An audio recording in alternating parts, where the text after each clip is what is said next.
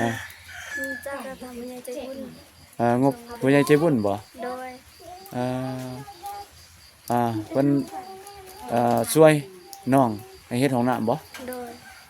เพิ่นฝากมาน้ำไผล่ะนำนาบาวนุ่งเออไปน้ำสะพานบุญทั้งบ่าวอนุบ่โดยบ่าวตุนก็มีให้กันบ่นี่คือกันทั้งบ่าวนุ่นสิไปรับจ้างบ่ใส่นี่ครับใส่นี่บ่เด้อใส่นี่ใส่นี่ติดนี่ค่ะอัน4 ล้านยืนซื้อข้าวคือว่าแนวไรแหละเฮาไปรับจ้างบ่แนวไรรับจ้างเอาเงินไปใส่นี่หรือแนวไรไปเก็บกาแฟเขาไล่กิโลเอามื้อนึงเท่าได้เฮาได้มื้อนึงนี่เจ้าแนวไรล่ะบ่เข้าใจว่าเฮาไปเก็บกาแฟนะเอาแบบว่ามื้อนี้สมมุติว่าเฮาได้100 ไปโลเฮาก็ได้200,000แล้วเฮาใส่นี่เขานั่นน่ะใส่นี่เขาเลยบ่เขาเป็นเจ้าของเขายืมเงินของเขาเนี่ยบ่เจ้าของสวนเนี่ยบ่ลบหนีกันเลยบ่ก็หมายบ่ได้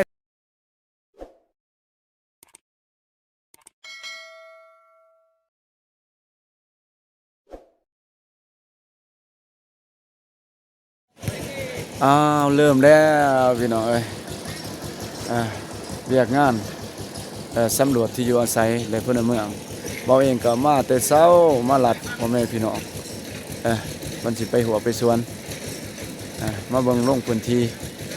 แล้วก็ยังสิได้กลับเข้าไปสู่มาเช็คเบิ่ง GPS เนาะพี่น้องเนาะเพื่อสำรวจพลเมืองในที่อยู่อาศัยในเขต6พี่น้องเอ้ยสิเป็นบ้านหนองบองบ้านเบาเจ็บเบาอตุนแล้วก็บ้านน้องกันบ้านทงไว้บ้านทงไว้กับบ้านน้องสดีพี่น้องเอ้ยบ้านน้องฮานก็สิได้ลงสำรวจเราเองก็มาอยู่ที่บ้านหนองบองเนาะก็ได้สิมาอัปเดตลงเบียกน้ำแล้วก็สิมาอัปเดตน้ำเนาะเบียกสำรวจพลเมืองในที่อยู่อาศัยก็เลยสิมาสำรวจแล้วก็เลยมีเวลาวางน้อยนึงก็สิอัปเดตคลิปให้พี่น้องได้เบิ่งเนาะภาพบรรยากาศไปเสาเป็นจังไดพี่น้องเอ้ยไปเบิ่งกันเลยก็กราบทักทายสบายดีเด้อพ่อแม่พี่น้องเบิดสุขสุขคนเนาะบ่ว่าอยู่ไกลพี่น้องเอ้ยอยู่ไกลอยู่ภายในและก็ต่างประเทศก็ยินดีพี่น้องเอ้ยต้อนรับเข้าสู่ช่องบ่าวผู้บงชาแนลอีกเส้นเก่าเส้นเคยพี่น้องเอ้ยเราเองก็มาเวียกและก็สิถ่ายคลิปให้พี่น้องได้เบิ่งนับเนาะพี่น้องเนาะไปเบิ่งกันเลยมื้อนี้มาอยู่ที่บ้านของน้องบองพี่น้องเอ้ยไปเบิ่งกันเด้อพวกน้องๆเพิ่นก็เล่นกีฬายามเช้ากิจกรรมก็บรรยากาศพี่น้องเอ้ยโอ้ยน้ำหมอกพี่น้องเอ้ยกึบเลยน้ำหมอกปกคลุมเลยบ่เห็นถีบเลยพี่น้องเอ้ยว่าเองก็สินี่ FC เพิ่นว่าพี่น้องเอ้ยFC เพิ่นกำลังออกกำลังกายก็สิพาพี่น้องไปเบิ่ง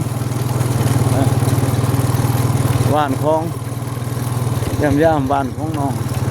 ก็เลยพี่น้องเอ้ยว่าจะเป็นจังได๋น้องก็เลยเราเองก็บ่ได้มาโดนเติบแล้วนะหลายวันบ่ได้มาอัปเดตน้องก็เลยเพิ่นทั้ง4เพิ่นว้าวทางสมขนาดแท้โอ้นี่จะได้น้องบัดนี้ไปไล่บ่เนาะฝนตกคือจะว่าโอ้ตายพอที่ชมจะได้น้องบ้านนี่เอ้ยน้องสิบ้าน้ำหมอกโอ้ยสนัดพี่น้องเลยพ่อแม่พี่น้องก็สิได้อยู่เฮือนแล้วคันว่าสภาพอากาศครึมๆนั่นนี่ก็สิไปต่อพี่น้องเอ้ยเอาไปเบิ่ง บ้านน้องก็เลย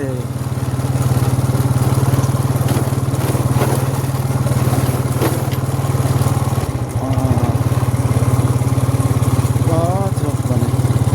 ขนาดแท้เนาะโอ้ย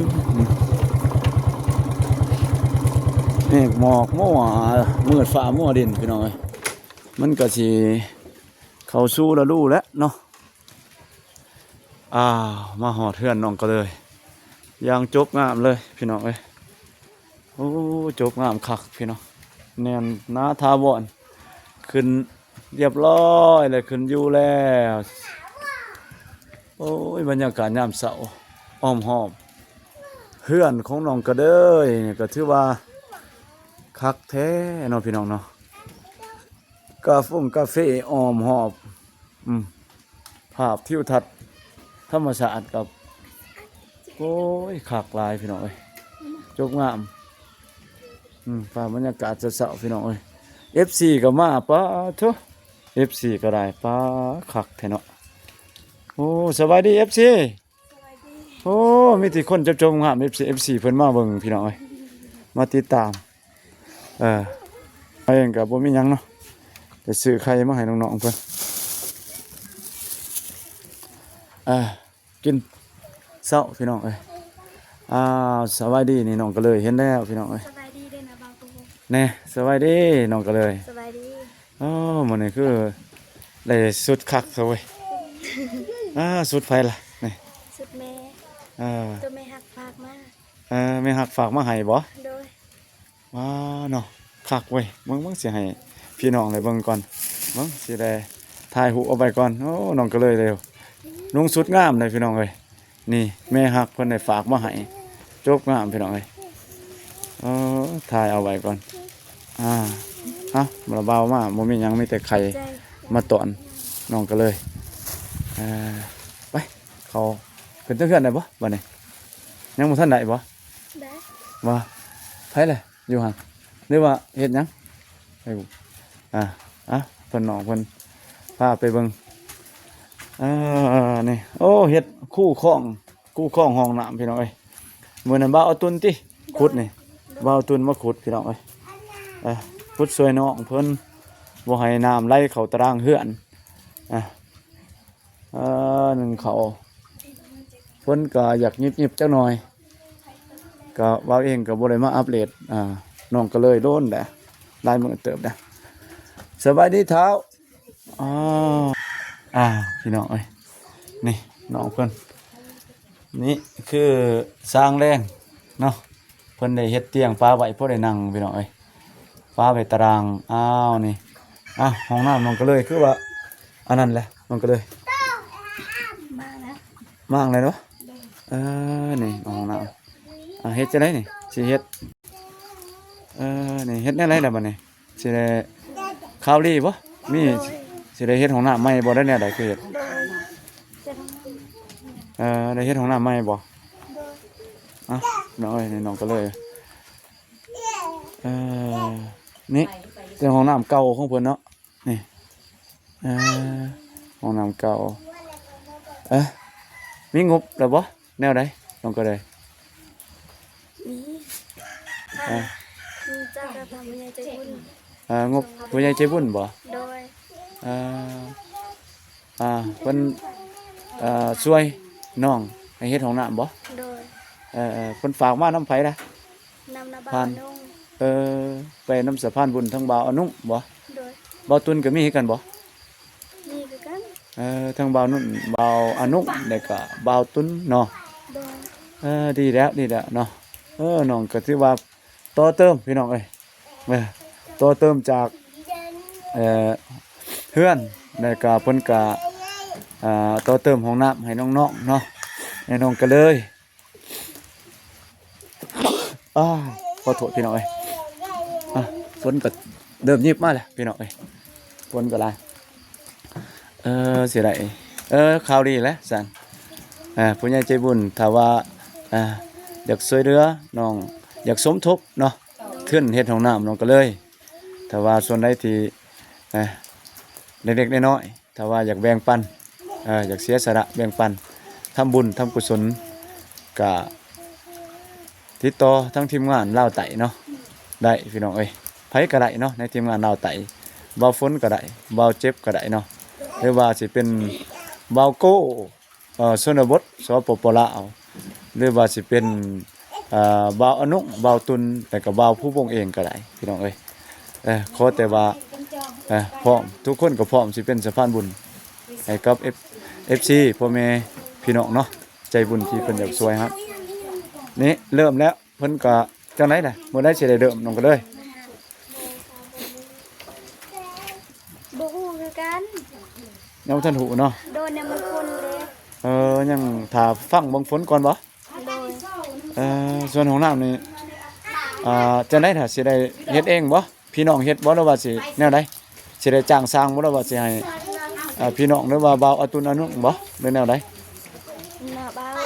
เบาตัวหน้าบ้านน้อง โอ้ แต่นี่น้องก็บ่ฮู้คือกัน ยังบ่ทันหูละเอียดเนาะ โดย จะก็ถือว่าเบาเองก็ยังก็บ่ได้ถามเนาะทีมงานพวกเบาตุนเบานุ่งเพราะว่าเบาเองก็ค่าเวียกพี่น้องเอ้ยช่วงนี้ก็ยุงหลายพี่น้องเอ้ยสิเกี่ยมสำรวจพลเมืองนี่ก็ถือว่าเบาเองก็ได้ลงมามาเวียกเลยก็เกี่ยมจับพื้นที่พี่น้องเอ้ยสิลงสำรวจพลเมืองจับ GPS เนาะหลังคาเฮือนที่อยู่อาศัยพี่น้องเอ้ยก็เลยแวะมาถามมาเยี่ยมมายามน้องก็เลยนะนี่พี่น้องเอ้ยส่วนดินบล็อกเพิ่นก็ซื้อมาแล้วพี่น้องเอ้ยจักก่อนน้องก็เลยนี่ 350 350ก่อนบ่มองสิประมาณนั้นเนาะ300ป้ายเนาะ300ป้ายก่อนเพิ่นว่าเพิ่นก็บ่ฮู้ข้อมูลคักปานใดพี่น้องเอ้ยนี่ดินบล็อกเกี่ยมช่างห้องน้ำใหม่พี่น้องเอ้ยนี่ตัวนี้2ลมน่าสิเป็น2ลม2ลม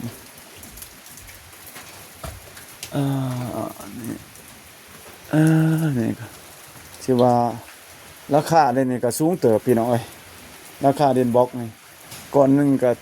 ตกอยู่ปลาไปเท่าไหร่แล้วนี่เว้าเองก็บ่แน่ใจแต่ช่วงก่อนนี่ก็ 6,000 ปลายแหละพี่น้องเอ้ยนี่ก็บ่ฮู้ว่าปัจจุบันนี่ก็สิซ้ำใดล่ะนี่ก็เบิดประมาณ300ปลายเพิ่นว่าน้องก็เลยว่าสิได้ห้องน้ำใหม่ล่ะน้องก็เลยถือว่าน้องก็เลยก็สิได้ห้องน้ำเด้อพี่น้องเอ้ยโชคดีแล้วจ้ะเนาะ โดย เป็นบุคคลมีบุญแหละน้องก็เลยในเฮือนนี่ก็ยังสิได้ห้องน้ำอีกเนาะนี่อยู่ขึ้นอยู่เป็นจังไดเพื่อนนี่ฝันดีอยู่บ่ล่ะนั่นไรนอนม่วนดีอยู่บ่ฮะนอนม่วนดีอยู่เนาะเป็นจังไดล่ะอันนั้นคือว่าน้องก็เลยไปเก็บกาแฟซอยแล้วบ่าวตุนบ่ได้ไปบ่ บ่ ได้ไปบ่ โดย ช่วง 2-3 มื้อหลังนี่คือว่าไปเก็บกาแฟบ่ไปบ้องบ่ได้ชวนบ่ ก็ส่วนอยู่แต่ตอนเข้าไปแล้วมันเขาเรียก เจ้าข้าเวียกบ่ดอก โดยแบบเขาคลำยังคลำได้ตามนี้ คาล่ำ โดยแล้วก็บ่คลำหมู่บ้านบ่คลำแต่หมู่บ้านนี้บ่ได้ไป เมื่อก่อนนั้นถือว่ายังคาล่ำฮีตโตขึ้นเฮือนน่ะบ่ โดย เพราะว่าจักมื้อเพิ่นจังให้เช้าคาล่ำมื้อหนึงบ่หลังจากขึ้นเฮือนได้เอาบ่ 2 มื้อ 2 มื้อบ่ โดย ถือว่าให้อยู่แต่เฮือนบ่ให้อยู่แต่เฮือนพี่น้องเอ้ยเข้ามาได้พี่ฝนสิตกห่ำจ้ะนะนั่งก็ได้น้องก็เลยให้น้องก็เลยเพิ่นนั่งพี่น้องเอ้ยอย่ามาเพิ่นปวดแข้งปวดขาบ่าวเองก็บ่อยากแจ้งบ่ได้บ่คือมุมนี่เนาะมองมั้งฝนก็ตกมาช่วงนี้ก็พายุเข้าเวียกงานสำรวจนี่ก็ยุ่งแล้วพี่น้องเอ้ยคันฝนแนวนี่ไปบ่ได้ละจังได๋น้องบัดนี้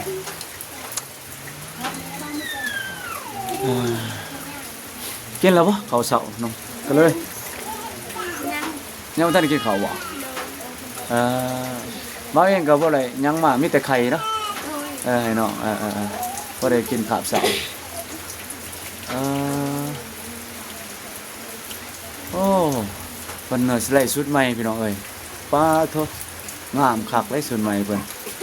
ไล่จักโตเนาะบ่เองก็บ่จือตอนนั้นสุดที่อันนั้นติก็เลย โดยชุดตะนาบ้าวกับ โอ้แต่ว่าเบาตุนกับเบาวงหั่นติ โดย แต่เบาวง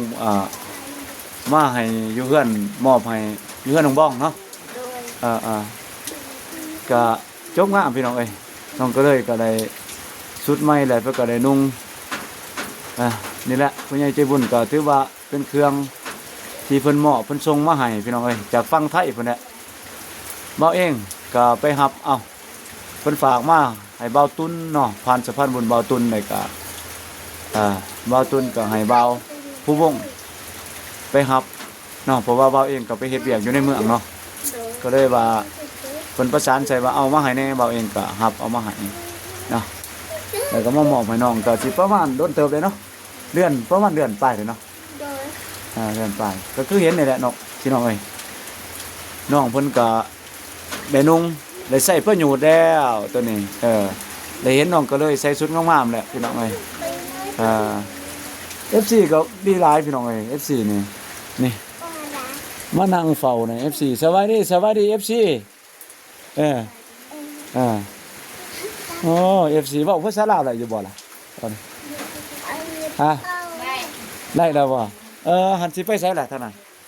เก็บกาแฟ โอ้ได้บ่ล่ะคือฝนแท้ ทำคนก็อยู่ทำเรียนเก็บ ไปก็ไปล่ะผู้เดียวบ่ ไปกับเจ้าของโตกับทำหนู โอ้เพิ่นจะ โอ้ ใส่แม่นไหลใส่นี่เก็บกาแฟอันนั้นบ่ ยืมเงินเขาแล้วไปเซ็ตไป เอ เก็บกาแฟ จ้าพี่น้องเอ้ยเพิ่นก็บ่มีเงินใช้แล้วก็ไปเอาเงินเพิ่นเขาก่อนพี่น้องเอ้ยเอาเงินพอได้ใช้ซื้อกินเนาะ ซื้อข้าวกิน ซื้อข้าวกินเพิ่นว่าเพิ่นบ่มีข้าวก็ไปคิดหนี่กินก่อนแล้วก็มาเก็บกาแฟใส่นี่พี่น้องเอ้ยนี่เฮ็ดจังได๋ล่ะย่างไปบ่ได้แนวใด ย่าง โอ้ มันมีรถในตัวย่าง ย่างไปเอาโอ้ย่างมาแต่ไสล่ะใกล้บ่ ต้องการ ป้าเถอะมาแต่น้องกันเพิ่นบ่ เลย โอ้ใกล้เติบเลยเนาะ โดย เพิ่นย่างมาพี่น้องเอ้ยแต่น้องกันเพิ่นเอ้าสู้ๆหั่นแหละเนาะเสียจังได๋ล่ะมาผู้เดียวบ่ ฮะ มาก็มีบ่ลูกบ่หันไป ลูกหลาน ลูกน้อยๆนี่บ่ เลย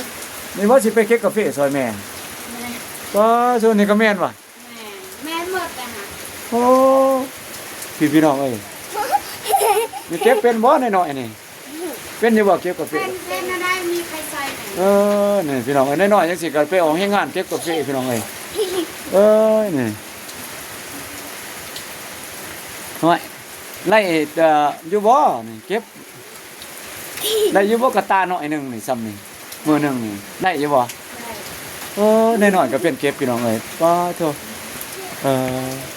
นี่แหละมีเล็กน้อยชนบทพี่น้องเอ้ยซอยพ่อซอยแม่ ไอ้ที่พญา ซอยขอบซอยครัวชื่อหยังล่ะลูกบอกชื่อได้บ่สบายดีบ่สบายดีนกบ่ชื่อหยังลูก ตายเลย ฮะ ลาซิด อาซิดบ่ถ้าอาซิดเขาโรงเรียนอยู่บ่ลูกบ่ได้เข้าโรงเรียนซะบ่ มีใครใส่พ่อแม่ตะเกียบ จะมานั่งนี่จะมานั่งนี่บ่เอาสิบ่ได้ถามเพิ่นก็มาหลบฝนพี่น้องเอ้ยเบาเองก็ลงมาเวียกเลยก็มาเยี่ยมยามน้องก็เลยเด้อก็เลยว่ากระปากเสียตัวบุกกันนะ นี่นิดหน่อยเป็นแต่เพลงเนาะคือว่ายังเรียนหนังสืออยู่บ่ได้เรียนเนาะ เรียนมีใครใส่พ่อแม่ บ่ได้เรียนหนังสือสามพี่น้องเอ้ยนี่แม่เพิ่นสบายดีเด้อ ไม่ สบายดีอยู่บ้านน้องกันเนาะ เลย อยู่แถวคือคุ้นๆอยู่เนาะเคยเห็นข่อยอยู่เนาะ เฮ้ย ฮู้จักอยู่บ่ล่ะ นอนหินนี่เลย โอ้อยู่บ้านน้องกัน เลย แต่ว่ามันเป็นคุมบ้านนุ่นหินบ่ เลย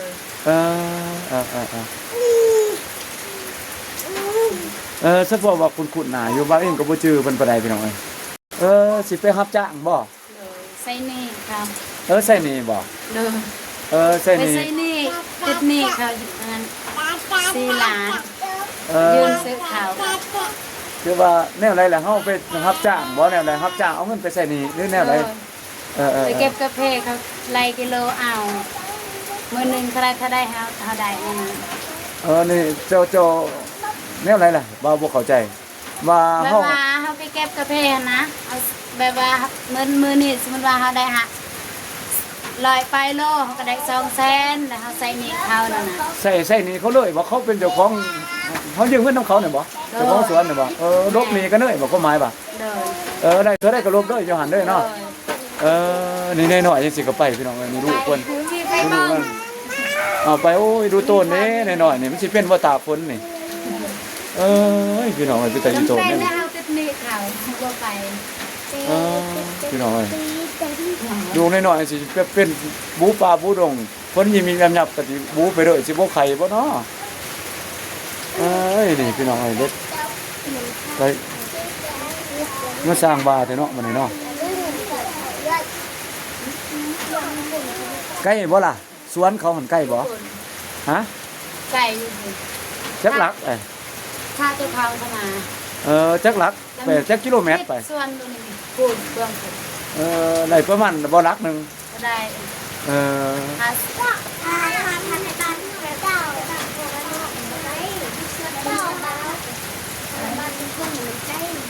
อ แต่ว่าบ้านเพิ่นใกล้เนาะใกล้แล้วพี่น้องเอ้ยนี่น้องก็เลยว่าบ่เป็นเก็บหรอกแท้นี่ฝนตกแน่นี่เนาะมีแต่อยู่นี่แหละหานั่งฝนเช้ามื้อนี้มันพายุเข้าจังสิเป็นจังได๋หรอกมันสิได้เก็บบ่มื้อนี้ข่อยยันบ่ได้เก็บแล้วบ่ส่งนะดูต้นดูคั่นนะนี่ลูกน้อยๆนี่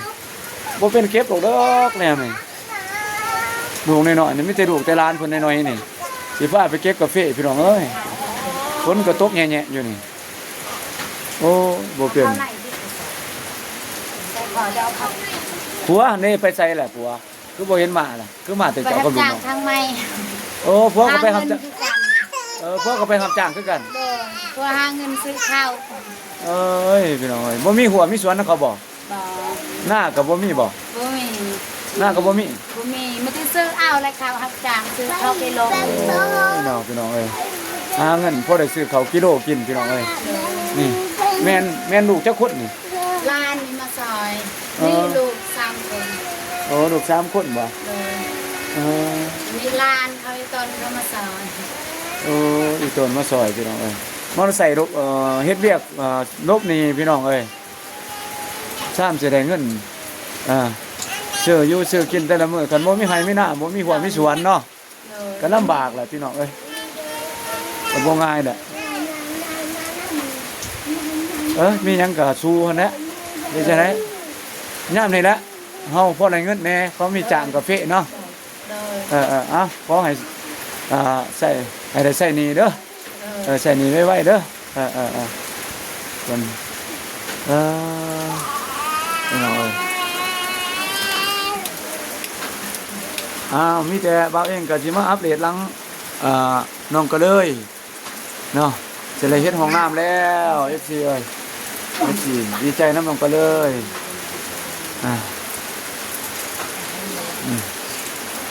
มื้อนี้ก็สิได้อยู่เฮือนแหละเนาะน้องก็เลยเนาะคนเป็นแน่นี่บ่ได้ไปไสหรอกพี่น้องเอ้ยนี่บ่าวเองก็สิมาโจเปียกงานก็สิลงพื้นที่ก็สิบ่ได้แหละฝนห่ำเนาะพี่น้องเอ้ย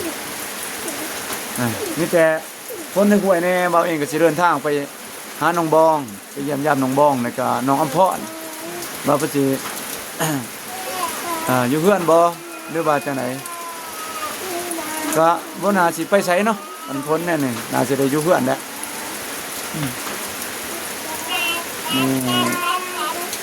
วันนี้น้องก็เลยก็มาอาบน้ำอยู่พี่น้องบัดนี้นี่ก็คุยเพิ่นสิได้ห้องน้ำใหม่แล้วบัดนี้ให้น้องก็เลยขอบคุณขอมุกขอใจผู้ใหญ่ใจบุญบ่เพิ่นให้ห้องน้ำนี่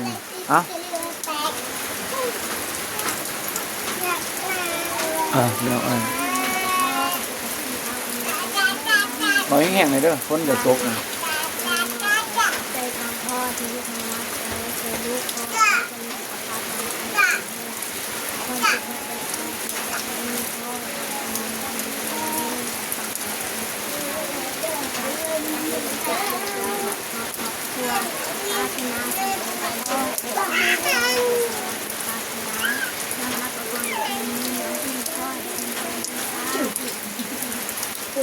ฟ้าฝนตกก็แห้งพี่น้องเอ้ยบ่เองก็บ่ได้เอาไม้มาพี่น้องเอ้ยเพราะว่าลงมาเวียกก็เลยว่าบ่คิดว่าสิได้ถ่ายคลิปดอกพี่น้องก็เลยว่าอ่ะฝนมันตกแน่ไปใช้บ่ได้ก็มาแวะของน้องๆน้องมาเวียกมื้อนี้น้องก็สดใสเพิ่นว่าก็ฝนตกจะๆพี่น้องเอ้ยนี่ก็ได้เสียงบ่อยากได้ยินปานใดเด้อขอโทษขออภัยเด้อพี่น้องเอ้ยปวดเบิ่งของสภาพท้องฟ้าบ่าเองก็สิได้โจกคลิปไว้ซ้ำนี่พี่น้องเอ้ยโอกาสหน้าก็ถ้าได้ลงมาเวียกตัวจริงอีกรอบ2มาติดตามนักเดินสำรวจพลเมืองก็สิมาเก็บข้อมูลนำพวกน้องๆน้องก็เลยน้องบ้องเบิดสุภุสุคนนี่แหละพี่น้องเอ้ยทั่วบ้านเบิดบ้านในเขต6 4-5หมู่บ้านบ่าวเองก็สิได้ลงมาติดตามเก็บข้อมูลเนาะแล้วก็สิได้มีโอกาสก็สิได้ถ่ายคลิปให้พี่ให้น้องเบิ่งอีกพี่น้องเอ้ยบ่าวเองก็สิขอกราบลาไปก่อนพี่น้องเอ้ยขอบุญขอบคุณขอบมุกขอบใจผู้ใหญ่ใจบุญเด้อเบิดสุคนผู้ที่ช่วยเหลือน้องก็เด้ยเนาะ FC น้องก็เลยเบิดสุคนก็ขอให้มีสุขภาพแข็งแรงเด้อปราศจากโรคภัยไข้เจ็บเงินในน้องท้องในมาพี่น้องเอ้ยนำได้ด้วยกันเบิดสุคน